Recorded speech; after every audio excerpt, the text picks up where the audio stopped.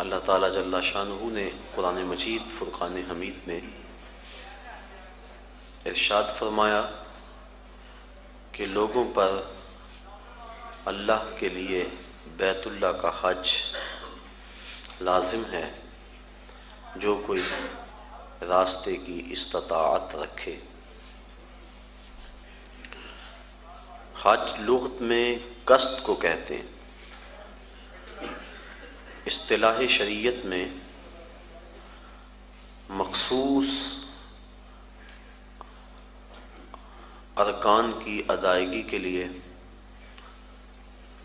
حرمین کے سفر کی جو نیت کی جاتی ہے اور وہاں حاضری کے لیے بندہ پہنچتا ہے اس کو حج کہتے ہیں۔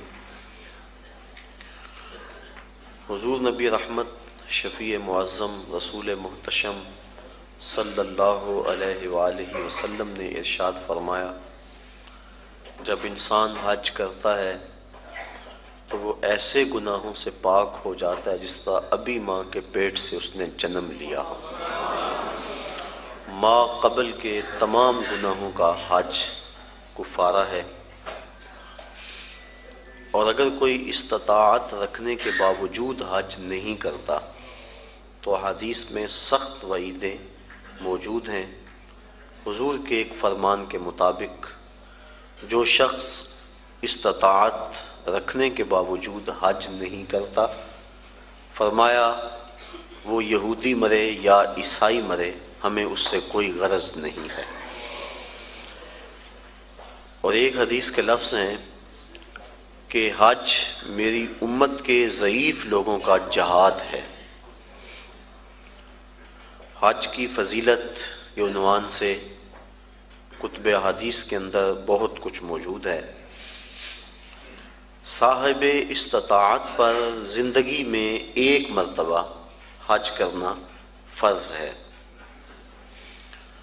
5 سال کے بعد جو حج کی تاکید کتب احادیث میں موجود ہے تو علماء نے اس کو استحباب پر محمول کیا ہے کہ جو غنی ہے صاحب استطاعت ہے اس کو چاہیے کہ 5 سال کے بعد وہ حج کرے، لیکن فرض زندگی میں صرف ایک مرتبہ ہے۔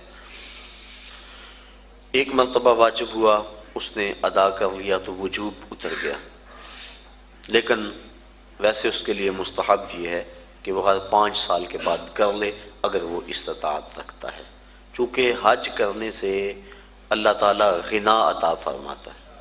جب بندہ حج کرے اللہ اسے غنی کر دیتا ہے، اس کے رزق میں بھی برکت فرماتا ہے، اس کے دین میں بھی برکت فرماتا ہے۔ ایک حدیث کے لفظ ہیں، حضور نے ارشاد فرمایا کہ حج کرو غنی ہو جاؤ گے، سفر کرو صحت پاؤ گے۔ تو حج سے غنا ملتا ہے اور سفر سے صحت ملتی ہے۔ زندگی میں ایک مرتبہ حج کی فرضیت پر دلیل وہ معروف روایت ہے جو آپ نے متعدد مرتبہ علماء سے سماعت کی ہوئی ہوگی کہ حضور نے ارشاد فرمایا لوگوں حج کے لیے آیا کرو۔ تو ایک شخص نے عرض کی حضور ہر سال آیا کریں؟ آقا کریم خاموش رہے، کوئی جواب نہیں دیا۔ اس نے پھر پوچھا حضور ہر سال آیا کریں، ہر سال حج فرض ہے؟ حضور خاموش رہے، جواب مرحمت نہیں کیا۔ اس نے تیسری مرتبہ پھر سوال کیا تو آقا کریم نے پھر خاموشی اختیار کی، پھر وقفہ سکوت توڑتے ہوئے فرمایا تم سے پچھلی امتیں نبیوں پر کثرت سوالات کی وجہ سے ہلاک کر دی گئیں، لو قلت نعم لوجبت، اگر میری زبان سے ہاں نکل جاتی تو واجب ہی ہو جاتا۔ وہ زبان جس کو سب کن کی کنجی کہیں، اس کی نافذ حکومت پہ لاکھوں سلام۔ کہا اگر میری زبان سے ہاں نکل جاتی تو واجب ہی ہو جاتا۔ تو حضور کا اختیار فی شریعت سمجھ میں آیا کہ حضور جو کہیں وہی دین ہوتا ہے۔ قرب قیامت کے فتنوں میں سے ایک فتنہ حضور نے آج سے صدیوں قبل بیان فرما دیا۔ نسائی شریف کی روایت ہے، حضور نے ارشاد فرمایا قرب قیامت میں کچھ لوگ کہیں گے کہ حلال وہی ہے جو اللہ نے حلال کیا، حرام وہی ہے جو اللہ نے حرام کیا۔ فرمایا انما اوتیت القرآن ومثلہ معہ، مجھے قرآن بھی دیا گیا اور قرآن جتنے اور علم بھی میرے سینے میں رکھ دیے گئے۔ تو جس کو میں حلال قرار دے دوں وہ ایسی ہے جس طرح اللہ نے حلال قرار دیا ہے، اور جس کو میں حرام قرار دے دوں وہ ایسے ہی ہے جس طرح اللہ نے حرام قرار دیا ہے۔ چونکہ مصطفیٰ اپنی مرضی سے نہیں بولتے، وما ینطق عن الہوی ان ہوا الا وحی یوحی، جو مالک کی مرضی ہوتی ہے وہی مصطفیٰ کی بولی ہوتی ہے۔ تو اس لیے جو حضور فرما دے وہی دین ہوتا ہے۔ تو اس نے عرض کی حضور کیا ہر سال حج فرض ہے؟ تو آقا کریم فرمایا تم سے پہلی امتیں نبیوں پر کثرت سوالات کی وجہ سے ہلاک کر دی گئیں۔ لو قلت نعم لواجبت، اگر میری زبان سے ہاں نکل جاتی تو واجب ہی ہو جاتا۔ تو زندگی میں ایک مرتبہ حج فرض ہے۔ حضور نے حج کی فضیلت کے بارے میں بہت کچھ ارشاد فرمایا، اور ایک روایت کے لفظ ہیں کہ ایک حج ایسا ہے جس سے 3 آدمیوں کی مغفرت ہو جاتی ہے، اور وہ حج بدل ہے۔ کوئی اپنے والدین کی طرف سے، اپنے کسی عزیز کی طرف سے کسی کو حج کروائے تو ایک جس نے حج کیا اس کی بخشش ہو گئی، ایک جس نے حج کروایا اس کی بخشش ہو گئی، ایک جس کی طرف سے حج کیا گیا اس کی بخشش ہو گئی۔ تو یہ حج ایسا ہے، ایک حج سے 3 آدمیوں کی مغفرت فرما دی جاتی ہے۔ حج کا مقصد کیا ہے؟ حج کیوں کیا جاتا ہے؟ اس پر کچھ باتیں میں آج کی اس نشست میں آپ کے گوش گزار کرنا چاہوں گا۔ حج کا بنیادی مقصد اور ہر نیک عمل کا بنیادی مقصد رضائے الہی کا حصول ہے۔ انسان جو بھی نیک عمل کرتا ہے، ہر نیک عمل کا مقصد اللہ کی رضا کو حاصل کرنا ہے۔ قرآن مجید میں ارشاد فرمایا گیا کہ تمہاری قربانی کا گوشت اور خون اللہ کو نہیں پہنچتا، بلکہ تمہارے دل کا وہ تقوی اللہ کو پہنچتا ہے جس کے لیے تم نے قربانی کی ہے۔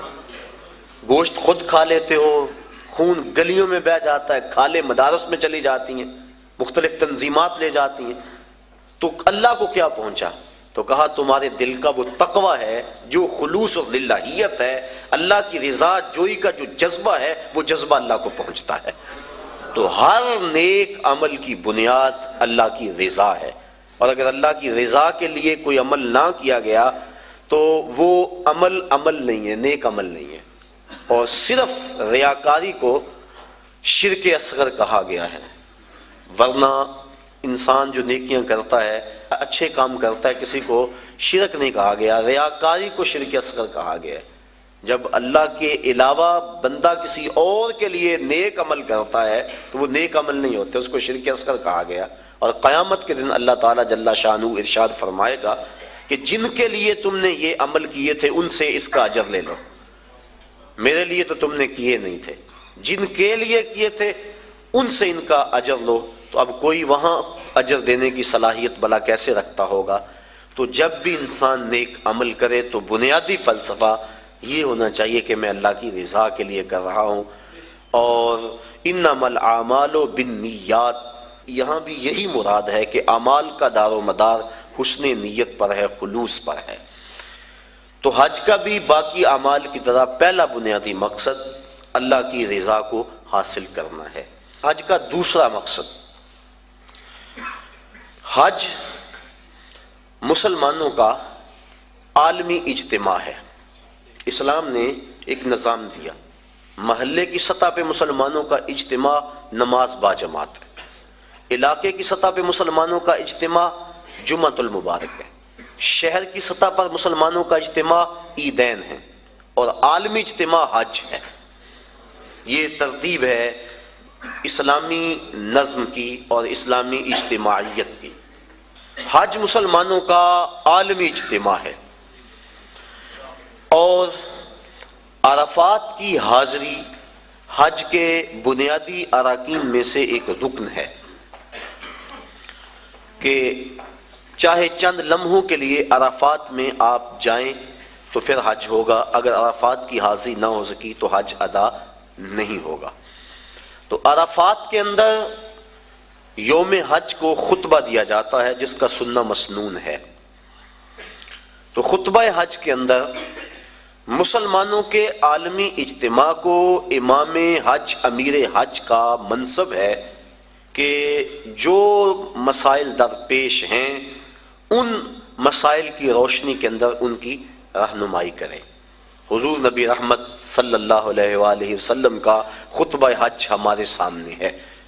اس وقت جو حالت ہے مسلمانوں کی وہ کسی سے مخفی نہیں، اور حج کے موقع پہ چاہیے تو یہ کہ امیر حج پورا سال محنت کرے، اپنی ٹیمیں مختلف علاقوں میں بھیج کر تجزیہ کرے کہ مسلمان اس وقت پوری دنیا سے پیچھے کیوں رہ گئے ہیں، اور جو سازشیں کرنے والے اہل اسلام کو ہر وقت ظلم و جبر کی چکی میں پیس رہے ہیں تو ان سے چھٹکارا کیوں کر ممکن ہے۔ تو وہ پوری دنیا کے آئے ہوئے نمائندوں کو پورے سال کا لائحہ عمل دے کہ تم نے اپنے اپنے علاقوں میں جا کے یہ کرنا ہے اور اس پیغام کو آگے لوگوں تک پہنچانا ہے۔ پھر پورا سال اس کی نگرانی ہوتی رہے اور سال کے بعد تجزیہ کیا جائے کہ کمی بیشی کیا ہے، کتنے فوائد ہوئے اور کہاں تک ہم نے اپنا ہدف حاصل کیا، اور ترمیم و تنسیق کے ساتھ نیا منصوبہ، نیا لائحہ عمل لوگوں کے سامنے رکھا جائے اور دنیا کے کونے کونے سے آئے لوگ حرم کے اس تحفے کو اپنے ساتھ لے جائیں اور پوری دنیا پر